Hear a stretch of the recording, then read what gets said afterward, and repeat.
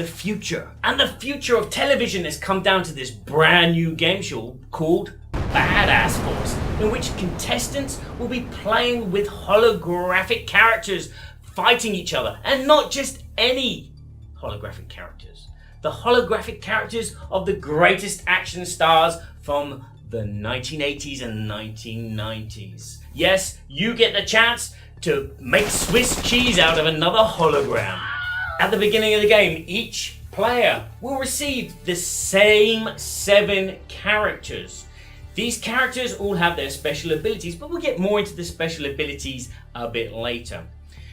What you'll do is you'll randomly remove one of these characters and place it in your reserve underneath your player aid card. And then you get to choose one of the characters and place it face down in front of yourself. This is your active character that you're going to take into combat. On your turn, every player will get the chance to do 2 actions. And the first thing you get to do on your first action is to load your weapon with some ammunition. Now you may have a grenade, you may have a knife, or you may have a gun. The second action that you do on your turn is you have 5 choices. The first choice is you can swap the character you have placed in front of you with another one in your hand. Or you can pretend to swap that character and place the same one down.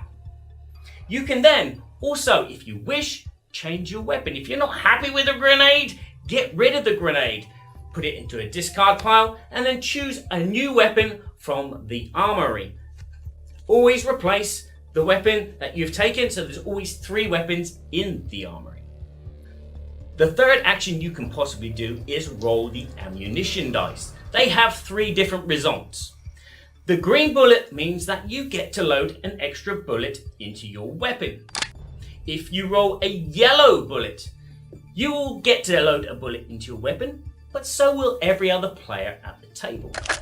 And if you roll a red bullet, everybody else at the table gets to load, apart from you.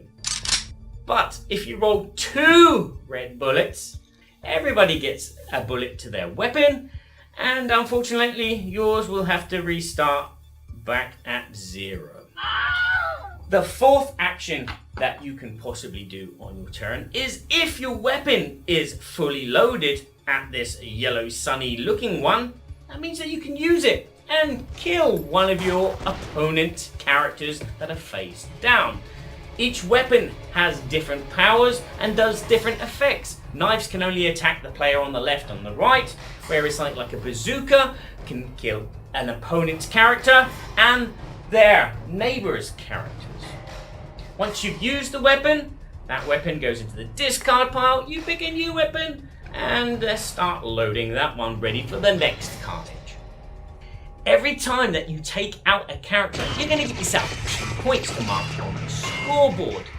If you manage to take out more than one character at a time, you get an additional point for every character that you do take out. And if that character belongs to the player who is in the lead on the scoreboard, you also get an extra bonus point. Carnage! Woo-hoo! You will win the game if you arrive at 16 points, and that's the objective of the game. But you know what the most important part of the game and the most fun part of the game is? Playing your character. Now that's the 5th possible action that you can take on your turn. You can announce what character you have face down. This will set a bit of tension in the room and people will be scared because each character has a power and you will probably use that power if nobody says anything. So if nobody denounces your bluff, you can then choose a target for your power. If nobody speaks again, you get to use that power of that character. Now whether you actually have that character or not is another question. But let's just say that another player calls your bluff. You'll be forced to reveal your character that's in front of you, and if you were lying, that character goes into your graveyard, unfortunately, diminishing the amount of cards that you have in your hand, and they obviously will score 2 points. If you were telling the truth about your character, then your opponent who called you out will lose a card from their hand randomly to their graveyard. And not only that, you will get to use the power of your character, as you stated it was that character, before getting some more points or some more bullets, and placing them back in your hand and choosing another character ready for the next round. So as you can see, this is a game where characters are going to be picked off one by one and added to your graveyard. But what happens when you lose your last character from your hand? You're not eliminated. No. That wouldn't be fun, would it? You will get a chance to pick up all your characters from your graveyard and also the one from the reserve. You mix them up like normal, and then you choose another one at random to add to your reserve. You choose another one as your active character, and you also go into what's known as revenge mode. In revenge mode, you unlock some special abilities. At the beginning of your turn, instead of collecting one bullet, you actually collect 2 to your weapon. Ka-ching! On top of that, you get to be able to activate the secondary power of your character if you announce them. That's kick-ass, yeah? Ha ha ha! But what if you're not in revenge mode? That's not fair, is it? You know what?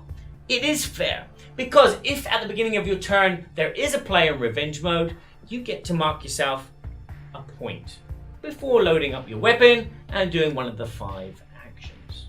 Play will then pass around the table or around the left until, as I said, one player arrives at 16 points, meaning that they are the badass of badasses.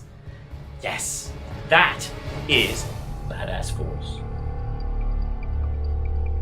Just sitting at the table next to Felicia would be quite nice. Wouldn't it be good? I got some board games, so